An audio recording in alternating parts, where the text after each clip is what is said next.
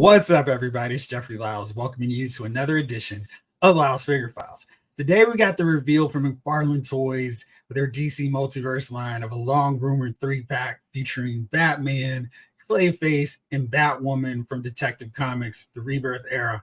I love that title. It was so great, so good.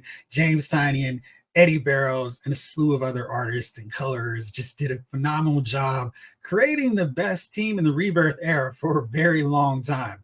And it was such a wild mix of characters. You had Red Robin, Tim Drake, you had Clayface, Batwoman serving as the co-leader alongside Batman. Then you had the Spoiler and you had Orphan. So it's a really great team of characters, and it was such a really fun run. And you know McFarlane loves his Batman figures, his opportunities to get more Batman figures in the multiverse line. So this was inevitable. I was kind of curious which 3 characters he would go with, because we still need a better in-scale version of Tim Drake, because right now we still haven't gotten one, but we haven't had Batwoman in the line as of yet. So this was pretty exciting to see her first figure. The other 2 are re-releases, just repainted slightly different.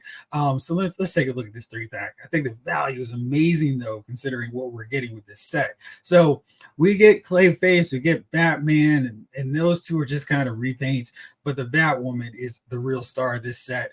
And it's a pretty affordable price tag of $70. And it's coming really soon, September 24th. You know how McFarlane rolls. He's going to show you something, and then he's going to roll it out really quickly. So here's the main characters. Whoops, not a great picture. Let's go here. There we go.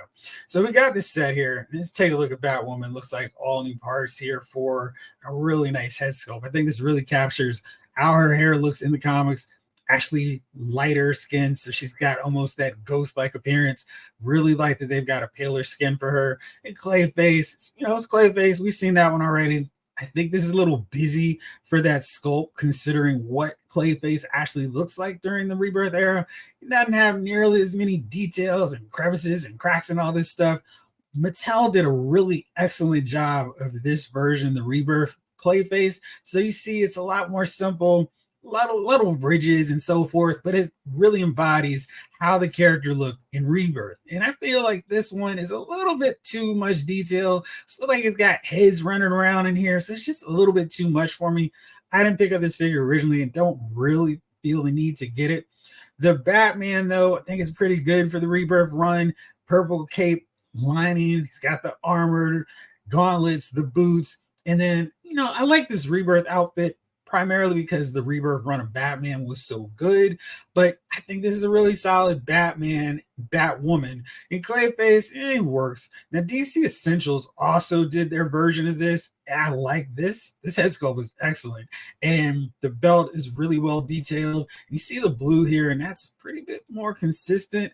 I guess it's more black, gray than this blue of the Essentials figure, but it's pretty solid, and I kind of like the pop of the blue a little bit more than the black. But the McFarlane version is more accurate with this darker black version. Still a little bit too light on the gray. I'm not quite sure his fascination with this light gray is all of a sudden, because this is something a little bit new for him. Most of his Batman figures, and I'll show you one right here that I have in my hand at this moment, the original Detective Comics 1000 Batman. You see how the gray is here. Definitely a darker version than what we're seeing with the Nightfall Batman, this new one as well. So I don't know where he's got this new fascination with doing these lighter gray color schemes for Batman. But let's take a look at the set in total. Here's Batman again. I think this head sculpt is really well done. All the details, the panels that you expect. I love that the logo is actually sculpted so you can see the yellow lining around the bat. That's nice. And we got the gauntlets here, the little spikes on the outer portion there, the purple lining. Love that part. So it's a really good job on Batman. And I think this figure looks good. Looks to have really good articulation as well. Double jointed elbows, always nice to see with Batman figures. So really nice job. It's a clean looking figure. And let's take a look at Clayface. So this is rear. Like I said, it's got way too much detail. I mean, and you know, normally that shouldn't be a problem. Like, what are you complaining about? Too much detail on a figure? It's just in the case of Clayface, this is more of a horrific looking version of him, kind of more of a walking nightmare thing. I mean, he's got heads running around all over him. He's got hands to the side here. I mean, he's a creepy looking Clayface. And he, people joked about where you would find this Clayface, but I mean, he's got heads running all over his body. And it's a very, very creepy portrayal of Clayface. And I don't think it fits the more heroic take of the character, especially the one who's just trying to do right. And I think this version, I think if they had kind of tweaked down some of these details, this would have looked a lot better. Maybe just a different head sculpt would have helped a lot, but oh man, he looks a little bit too sinister for what he should look like from this set. Again, I just want to show you how he actually looked in the comic book. And this is so much more what this character looked like. I mean, he's still got the janky teeth, but way less detail, way less horrific elements to him. And I feel like this would fit in so much better. Now, on the plus side, you saw the picture I had with the DC Essentials Batman. So those are pretty close in scale to the DC Multiverse ones. So if you wanted, you could still use this DC Multiverse Clayface. I think it was a collect to connect, collect to build, whatever they were calling him. I think it was collect to connect. And you can actually scale him properly with your DC Multiverse figures without too much concern. Here's the DC Multiverse Batwoman. So this is the scale. You got a good sense of how big they look next to each other. So this works out all right. This is against the DC Classics figures, and this is the later era DC Multiverse, Batwing and Batwoman. Here's Orphan in her Batgirl attire, then Red Robin, the smaller version, and then the regular DC Classics Batman. So there's lots of ways you can go with this. But what I really thought was cool about this set, the real winner of it, the one I think is going to help drive sales, is his Batwoman figure. I mean, her head sculpt is phenomenal. I mean, I just love the work they did on her hair. And I think that's one of the better jobs we've seen from a Batwoman figure, especially one with articulation. So that's good. I'm kind of curious about what the heck is going on with these arms, though. It looks like they're backwards in the pose where, her elbows are going to bend into her cape. So that's a little bit weird. I don't know what was going on with the posing, but they're kind of backwards. Maybe they're just assembled improperly on the figure. Hopefully that's not an issue when we actually get the figure in hand, or there's some articulation in this side of the gauntlet, because otherwise it's going to be really weird and really difficult to pose this figure. But otherwise, she looks good. I like the size of her cape as well. So it's not going to impair her articulation too much. Really sleek, nice looking figure. Well proportioned. I complain about this all the time with Marvel Legends figures and previously DC Classics, but McFarlane does a pretty decent job with the female figures he does put out in terms of making them look like women. She has some size to her. She doesn't look like a strong breeze is going to knock her over. And that's the back side of the cape. I think that looks good. Got some nice angles to it as well. And you see all the detail here. That's kind of what you want to see with a Batwoman figure, Batman figure, little knuckle pieces on her knuckles, on her gloves. That's great. The boots have a nice little tread to them as well. So a really nice looking sculpt all around. The bat is sculpted as well. Again, that hair is such a winning element to that figure. Then we got some accessories, not a whole lot, but it's better than nothing. Batman, of course, has this really terrible Batarang that came with the Detective Comics Batman, and that was that chunky Batarang that was just such an awkward fit. They've done much better Batarangs as of late, so I wouldn't even bother with this one. But Batwoman has a really nice one, a two-tone, little black, little gold, and it's scaled much better. Then they both got grapple hooks. This one's for Batman. This one here is for Batwoman. So they've got two accessories, which for McFarlane is pretty good. And here's a shot of the package. Not a lot too exciting on this. This is a gold label, which essentially just means it's a store exclusive. No big deal there. And let's take a look at them actually using their back grapple hooks. So Clayface doesn't come with anything as you might expect. Here's the front package on its own. And here's the back. That was a little curious, a little interesting that they didn't include an actual shot from Rebirth. So often they tend to use comic book reference art. I'm going to assume that there just wasn't one with these particular three characters interacting. Maybe there's a Red Robin, maybe there's an Orphan spoiler in the mix. So they had to come up with some original art for this. But you see here, Clayface has a little spike mallet hand that he's formed.